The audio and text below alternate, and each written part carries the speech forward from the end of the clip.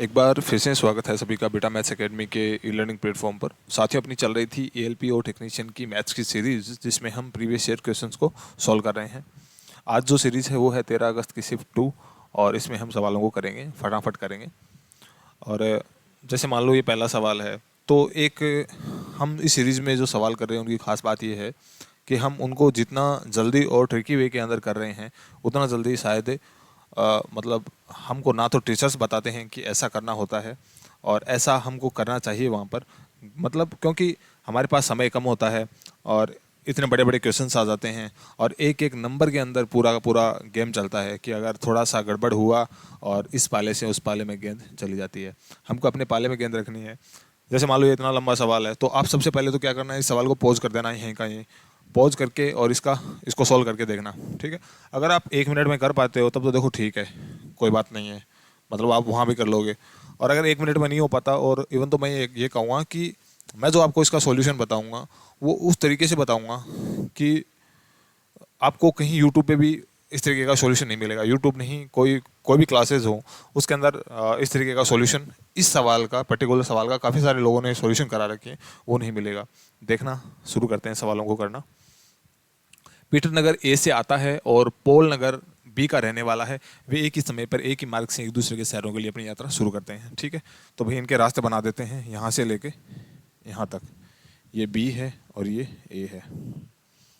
ठीक है, exam oriented सवाल है। एग्जाम ओरिएंटेड सवाल के अंदर जो वैल्यूज या ऑप्शन आते हैं वो उस हिसाब से आते हैं, उनको हम बाद में डिस्कस करेंगे। ए, यहाँ से कौन चलना शुरू हुआ, यहाँ से चलना शुरू हुआ पीटर। और बी से चलना कौन शुरू हुआ, पॉल।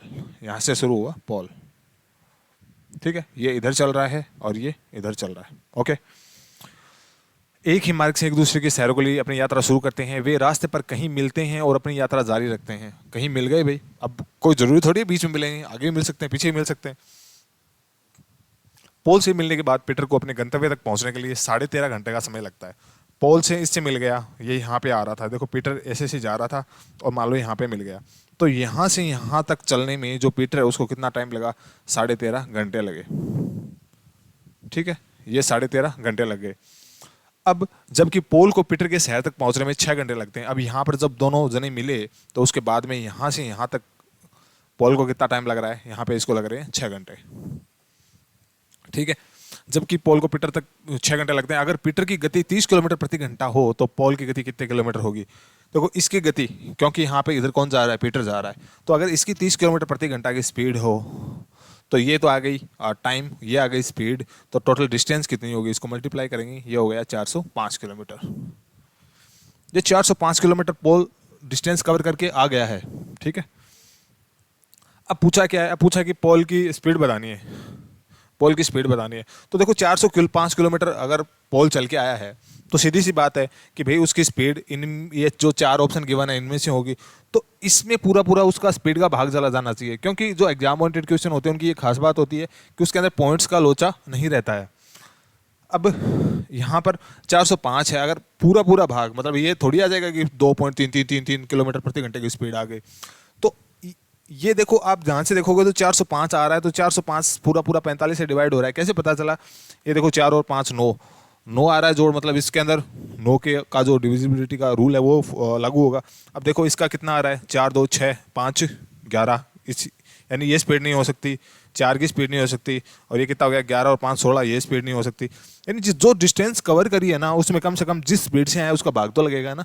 तो इसका मतलब इसका जो राइट आंसर है वो क्या हो जाएगा, 45 किलोमीटर प्रति घंटे। अब करने को इसको कैसे भी कर लो, उसको स्पीड मान लो, डिस्टेंस मान लो, डी डिस्टेंस मान के फिर अच्छी खासी इक्वेशंस बनेंगी, और अगर थोड़ी सी भी सिली मिस्टेक हो गई तो काम बन गया। ठीक है, तो एक बार सवाल को देखते ही थोड़ा सोचना जरूर कि क्या हो रहा होगा, और फिर उस सवाल को करके आगे निकल लेंगे। हाँ, हो सकता है कि रेयर केस में अगर नहीं आए तो हमको वो जो मेथड है वो आने ही चाहिए, पर एग्जाम ओरिएंटेड क्वेश्चन में ऐसा होता है। ठीक है, अब ये सवाल है, इसके अंदर देखो ये कितना जल्दी 1 सेकंड में होने लायक है। 250 का 38% पूछा है। ठीक है, तो भाई इसके लास्ट में क्या है 8, इसके लास्ट में क्या है नॉन जीरो के बाद में 5, 8 को और 5 को गुणा करते हैं कितना आता है 40, तो जीरो को तो साइड में छोड़ दो, लास्ट का डिजिट क्या आएगा 4 आएगा। 4 देखो किस में आ रहा है, इसमें आ रहा है, सिर्फ इसमें ही आ रहा है 4, इसमें तो इसके पॉइंट, बस बात ही खत्म, फालतू बात ही क्यों करनी। 2250 रुपए की राशि पे 3% SI 2 साल में कितना ब्याज, मिलेगा। तो भाई 3% की रेट है, 2 साल है, तो 2 साल के लिए 1 साल की 3% है, 2 साल कितना होगा 6%। तो मतलब इसका 6% निकालना है। तो 225 को क्या करेंगे हम, 225 का 2250 का हम निकालेंगे 6%। ठीक है, इसको इससे कैंसिल आउट कर दो और इसको बहुत इजी वे के अंदर सॉल्व कर लो। 200 को 6 से किया 1200, और 1200 और 150 कितने 1350, 1350 और भाग देंगे 10 का, तो आ जाएगा 135। 6% निकालना था उसका। इसमें पूछा है sec theta minus tan theta. तो अगर ऐसी सीरीज आ जाती है तो मैं आपको सीधा बता देता हूँ कि sec theta plus tan theta अगर 4 हो तो sec theta minus tan theta क्या होगा, वो होगा 1/4। क्यों होगा इसके पीछे हम नहीं जाएंगे क्योंकि हम सवालों की प्रैक्टिस कर रहे हैं। तो इससे कैंसिल हो जाएगा। ये क्या हुआ, 2 सेक थीटा इक्वल्स टू, अरे अच्छा ये पूछा ही यही है, सॉरी यहाँ पे पूछा यही है, sec theta minus tan theta पूछा है। तो ये क्या आएगा 1/4। 1/4 किसको बोलते हैं, 0.25 को।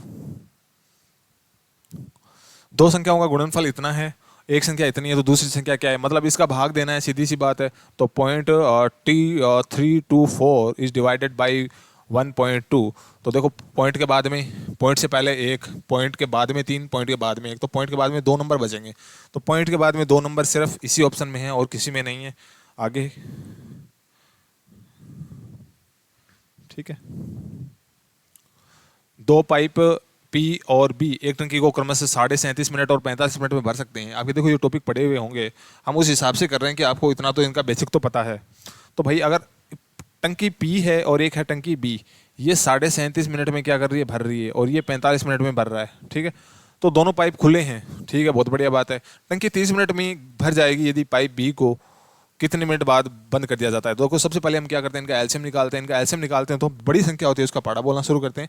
45 को जब मल्टीप्लाई करेंगे तो ये आएगा 2 to 5, 225। ठीक है, इसका इसमें भाग जाएगा कितनी बार, 37.5 हो गए 75, तो ये जाएगा 6 बार, ये जाएगा 5 बार।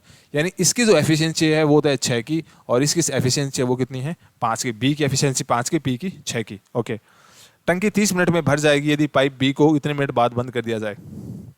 भाई देखो 30 मिनट में भरना है, तो 30 मिनट तक कौन सा पाइप काम करेगा, बंद किसको कर रहा है, बी को कर रहा है। तो ए तो देखो 30 मिनट तक काम करेगा ही करेगा।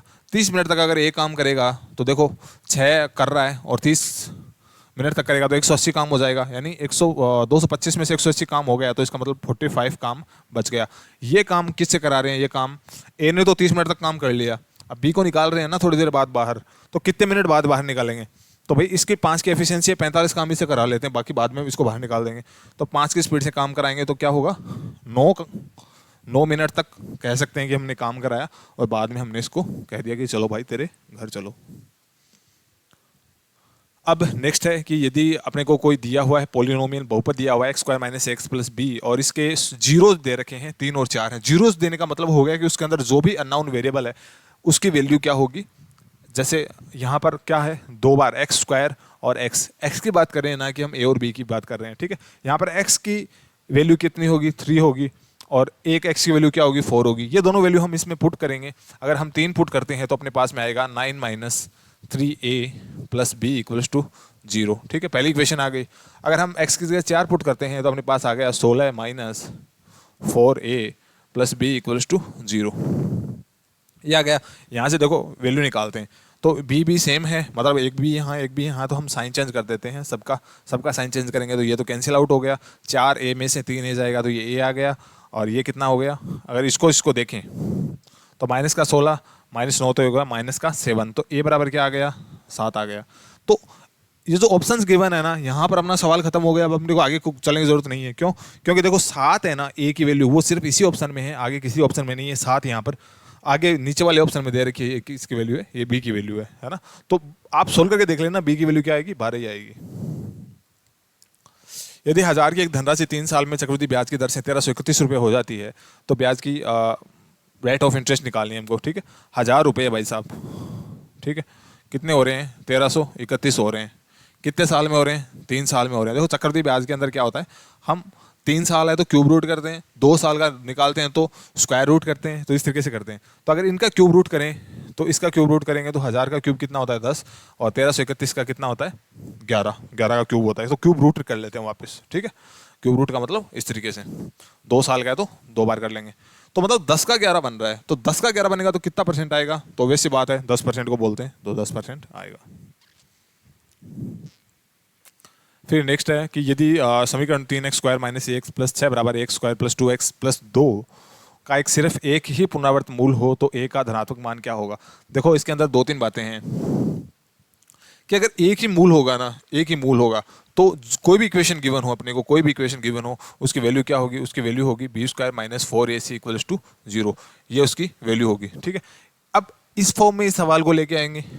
ठीक है, अब ये कौन सा वाला सवाल है, ये सवाल है x² plus bx plus c। अगर ऐसा सवाल हो तब ये होता है, तो इसको भाई एक साइड में ले आते हैं, तो 3x² माइनस मतलब x² की फॉर्म एक साथ लिख लेते हैं, minus ax minus 2x plus ये इधर आएगा तो कितना हो जाएगा 4 हो जाएगा, बराबर क्या हो गया 0।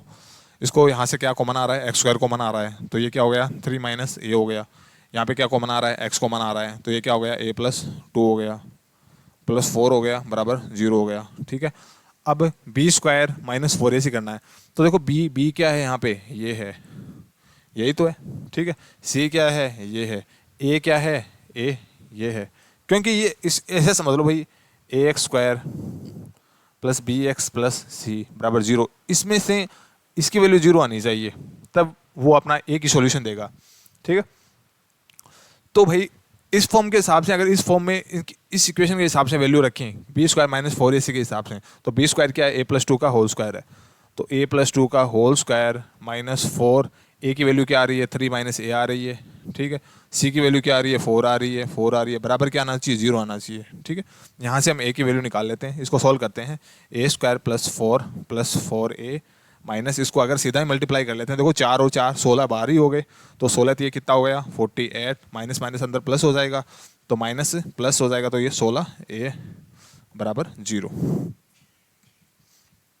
आगे और सॉल्व करते हैं, ये हो गया a² और ये 4a और ये 16a, ये कितना हो गया 20a हो गया, 20a हो गया, और ये 4 और माइनस 48, ये कितना हो गया, ये हो गया माइनस का 44 बराबर 0।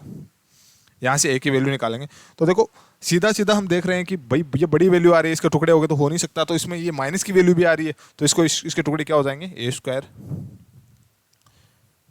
प्लस, अब देखो -22 प्लस 2 अगर हो जाए, -22 2a और -22a, इसको सॉल्व करेंगे तो क्या आएगा, प्लस का 20a आ रहा है ना, प्लस का आ रहा है, तो यहाँ पर हम करते हैं एक काम, 22a माइनस 2 कर देते हैं। ओके, यहाँ पर हम कर देते हैं 22, क्योंकि भाई जो रूल वो हैं वो भी तो वॉयलेट नहीं होनी चाहिए। ये देखो ये इसका प्लस का 20 बच गया, और जब मल्टीप्लाई करेंगे तो क्या होगा, माइनस का 44 हो जाएगा, -44 इक्वल्स टू 0। यहाँ पर इस सवाल में देखो ज़्यादा टाइम लग रहा है, हालांकि इतना टाइम लगता नहीं है 22, क्योंकि हम हर चीज़ स्टेप करके देख रहे हैं यहाँ पर a प्लस 22। तो देखो ये क्या, यहाँ पर से देखो दो वैल्यू आ गई, एक तो आ गया a माइनस 2 बराबर 0, और एक आ गया a प्लस 22 बराबर 0। तो यहाँ इससे मिलेगी a बराबर क्या मिलेगा 2 मिलेगा, और इससे क्या मिलेगा a बराबर -22 मिलेगा। अब देखो ये जो भी इक्वेशन है ना, इसमें किस कौन सी वैल्यू पूछी है, पॉजिटिव पूछी है, तो पॉजिटिव कौन सी है, पॉजिटिव 2 वाली, ये वाली पॉजिटिव है, ये वाली पॉजिटिव है। ठीक है, बात खत्म। अपने पास में कोई सर्कल है, और सर्कल के अंदर एक तो है अपने पास में हेक्सागोन, और दूसरा है अपने पास में स्क्वायर। ठीक है, दोनों के एरिया है, उनका रेशियो बताना है। तो भाई देखो एक सर्कल ये बना लो, एक सर्कल ये बना लो, इसके अंदर तो बना दो किसको, स्क्वायर करो, दोनों इसी में बने हुए हैं, इस एक में ही बना सकते हैं, पर हम एक में क्यों बनाएं। ठीक है, और दूसरा हेक्सागोन है, तो भाई 6 भुजाएं होती हैं हेक्सागोन में, तो 2 ये हो गई, 2 2 4 5 और 6 ये हो गई। ठीक है, 2 सर्कल हो गए, इनके एरियाओं का अनुपात बताना है। ठीक है, हमको अभी तक कुछ नहीं पता। ठीक है, हमको इतना पता है कि यहाँ से लेकर यहाँ तक क्या होता है, आर होती है, आर होती है। अब देखो कोई भी अगर मान लो स्क्वायर है, तो ये यदि ए भुजा है, ये ए भुजा है, तो इसका जो विकर्ण होगा, इसका डायगोनल होगा, वो क्या होगा, वो होता है √2a। यही तो होता है, √2a ही तो होता है। यहाँ पे क्या है, आर है, तो यहाँ ये वाला भी क्या है, ये भी आर है, तो ये आर टोटल कितना हो गया, आप देखना 2r हो गया, समझने की कोशिश करना, ये कितना हो गया 2r हो गया। तो इसकी जो बाहर की भुजा है वो निकालनी है, तो जो अंदर की 2r है वो एक्चुअल में किसके बराबर है, वो √2a के बराबर है ना, 2a के बराबर है, तो a की वैल्यू निकालनी है हमको, तो 2a बराबर क्या है, 2r है, ठीक है। तो a बराबर क्या होगा, इसको √2 को उसमें भाग देंगे तो क्या आएगा, √2r। इसका मतलब इसकी जो भुजा आई वो क्या आई, √2r ये आई। इसका जो क्षेत्रफल है किसका, एरिया स्क्वायर का, वो क्या होता है, भुजा की स्क्वायर होता है। तो इसका अगर मैं स्क्वायर करूं तो मेरे को क्या मिलेगा, 2r²। ये एरिया किसका आ गया, ये आ गया इसके अंदर जो स्क्वायर है उसका। अब बात कर लेते हैं हेक्सागोन की।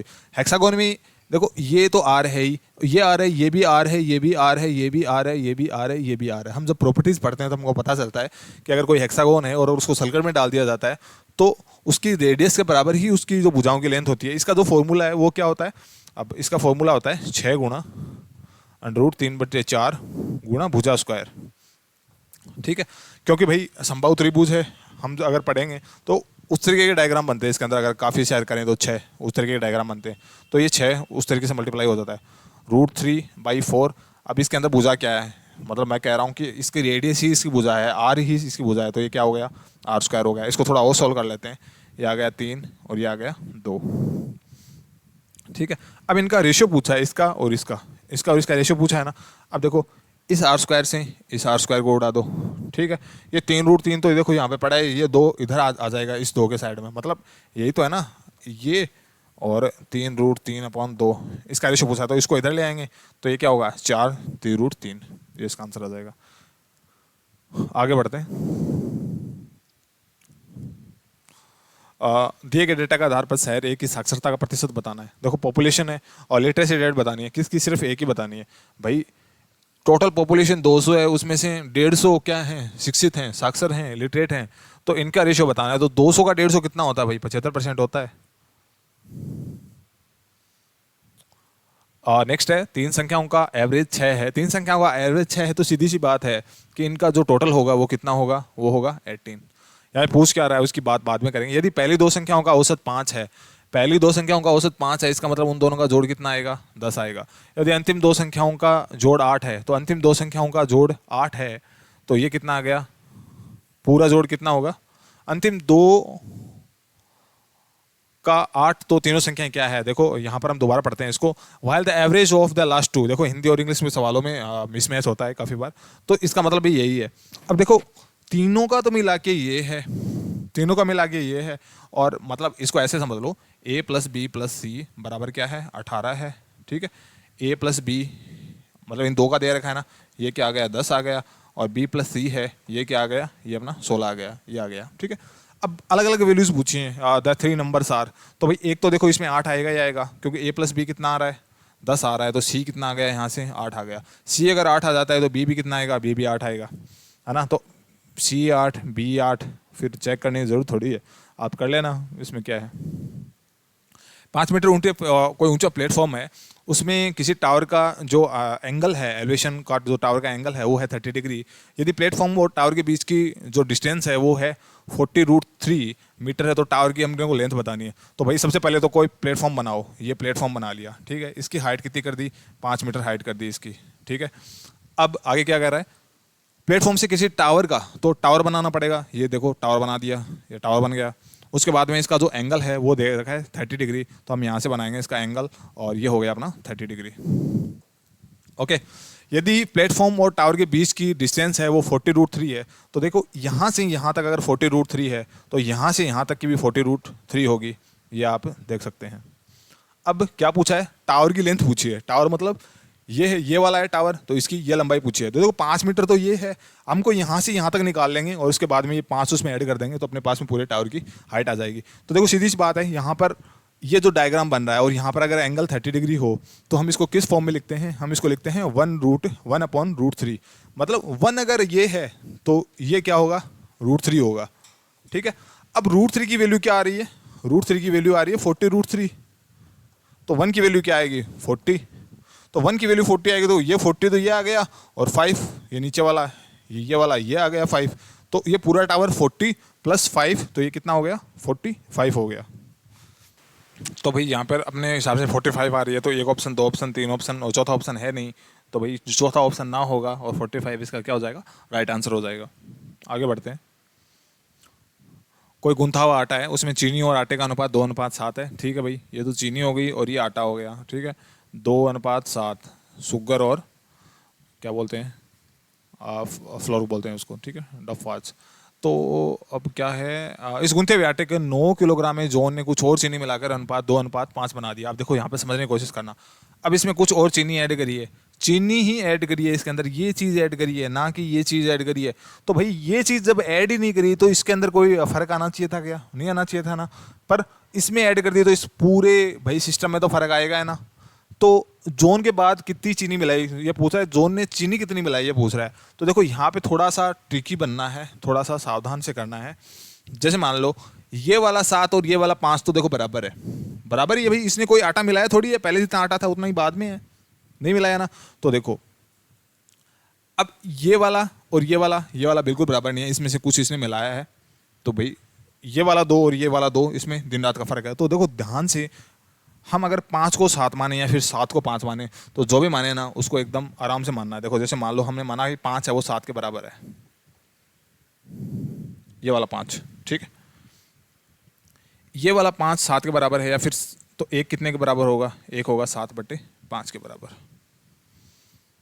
होगा ना ये वाला एक। और ये वाला 2 कितने के बराबर होगा, तो ये लिख देता हूँ मैं 14/5, क्योंकि भाई इसको डबल डबल करूंगा, मल्टीप्लाई बाय 2, 14। इससे कितना आएगा, इससे आएगा 2.8, इससे कितना आया 2 पॉइंट, अरे बस तो 2.8। अब ये 2.8 है, ये कितना है 2.8 आ रहा है। वैसे अगर ये 2 होता तो ये उसके हिसाब से कितना है 2.8 आ रहा है, इसका मतलब 800 ग्राम मिलाया होगा, ठीक है। हमने यहाँ से घूम के रेशियो निकाला है, ठीक है, तो 0.8 एक्स्ट्रा आ रहा है, तो 0.8 एक्स्ट्रा आ रहा है, इसका मतलब 800 ग्राम इसने आटा मिलाया है। आगे बढ़ते हैं। इसका भाई मैं से पूछा है तो क्या है भाई, सब में क्या कॉमन आ रहा है, तो यहाँ पे क्या है 36, 72 और 120, 26 है। तो भाई सबसे पहले तो 36 का भाग लगा के देखते हैं, सबसे बड़ा तो ये हो सकता है ना, सबसे बड़ा ये हो सकता है, ठीक है। देखो सबसे छोटा से लगा के देख लेते हैं, जैसे 9 है तो इसमें भी जा रहा है, इसमें भी जा रहा है, इसमें भी जा रहा है, तो 9 हो सकता है, ये एक बार होल्ड में रखते हैं अपने, ठीक है। अब उससे बड़ी संख्या जस्ट 12, इसमें भी जा रहा है, इसमें भी जा रहा है, 12 का देखो इसमें नहीं जा रहा, इसमें नहीं जा रहा, तो ये नहीं हो सकता। फिर 18 का देखते हैं, 18 का इसमें जा रहा है, इसमें जा रहा है और इसमें भी जा रहा है, तो 18 भी हो सकता है, ठीक है। 36 का इसमें जा रहा है, इसमें जा रहा है और इसमें नहीं जा रहा है, इसका मतलब 9 और 18 इन दो में ही जा रहा है। तो में से क्या होती है, जो बड़ी वाली संख्या होती है वो होती है व्युत्क्रम। पूछा है व्युत्क्रम क्या होता है, उल्टा होता है। तो भाई इसको क्या बोलते हैं, 5 दूनी 10, 13 है, 13/5, 13/5 का व्युत्क्रम क्या हो जाएगा 5/13 हो जाएगा, उल्टा हो जाएगा। 5/13 कौन से ऑप्शन से आ रहा है, ऑप्शन आए चाहे ना आए, ना आए, ये रहा 5/13।